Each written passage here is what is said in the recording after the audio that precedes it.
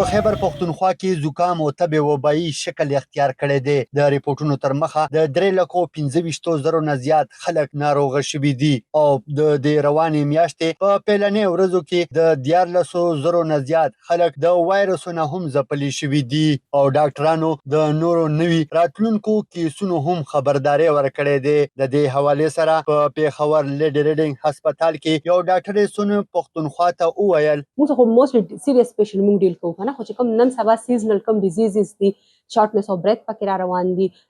کوم د چیست نمونیا والا مریضان موږ سره روان دي، سمپل کف والا پیشنټ دی، هغه چې بیا به خیال نه ساتي دوی په ټایم نه لي هغه ایکسسربیټ شي. نو خپل عوام ته دا درخواست دی چې کاینلی تاسو خپل خیال ساتي، ګرمه کپڑے اچوي، ټیک شو کنه، بهر ځي ماسک اچوي، ځان ګرم ساتي، لکه مته خوراکونو چې کوم دي اخوا دي خو خوراکونو تاسو پرهیز کوئ. نن سبا ماشومان ډیره غټه مسله ده چې دا بهر